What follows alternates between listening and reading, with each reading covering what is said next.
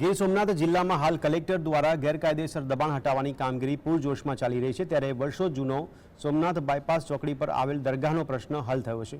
ગીર સોમનાથ જિલ્લા કલેક્ટર દિગ્વિજયસિંહ જાડેજા દ્વારા જિલ્લાના હાઈવે રોડ પર ગેરકાયદેસર દબાણ હટાવવાની કામગીરી પૂરજોશમાં ચાલુ છે, ત્યારે અત્યાર સુધીમાં 6 જેટલા ધાર્મિક દબાણો હટાવાયા હતા। સોમનાથ બાયપાસ ચોકડી પર વર્ષો જૂની દરગાહ આવેલી હતી, જે તંત્ર દ્વારા મુસ્લિમ સમાજના આગેવાનોને સાથે મીટિંગ યોજી અને શાંતિપૂર્ણ રીતે સ્વેચ્છાએ જ દરગાહનું બાંધકામ હટાવવામાં આવ્યું હતું। સારા વાતાવરણમાં શાંતિથી સ્વેચ્છાએ આજે સમાજે આ જગ્યા છે એ પોતાની રીતે જ ખાલી કરી આપેલ છે અને પોતાની રીતે જ છે એ જે બાંધકામ છે એ દૂર કરેલ છે, એ ખરેખર બિરદાવવા લાયક છે। અને આના માધ્યમથી આ આજે આપણે જોઈએ તો ત્રીજું એવું ધાર્મિક અને કુલ 3 હિન્દુ 3 મુસ્લિમ ગણીએ તો છઠ્ઠું એવું ધાર્મિક સ્થળ છે જે લોકોએ સ્વેચ્છાએ આ દૂર કરેલ છે।